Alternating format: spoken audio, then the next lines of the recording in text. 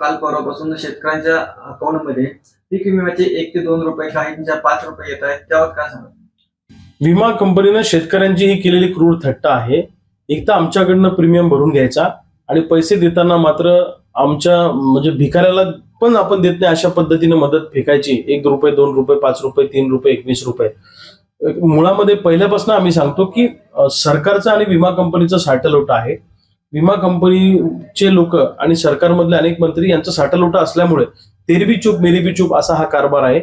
विमा कंपनीच्या छातीवर बसून सरकारनं शेतकऱ्यांना चांगला मोबदला मिळवून द्यायला पाहिजे, पण दुर्दैवानं विमा कंपनीला पाठीशी घालण्याचं काम सरकार सातत्यानं करत आहे. माझी तर मागणी अशी आहे की 2014 पासून आतापर्यंत जेवढ्या कृषी विमा कंपन्यांनी महाराष्ट्रात काम केलं त्यांचं टेस्ट ऑडिट झालं पाहिजे, म्हणजे दूध का दूध पाणी का पाणी होईल.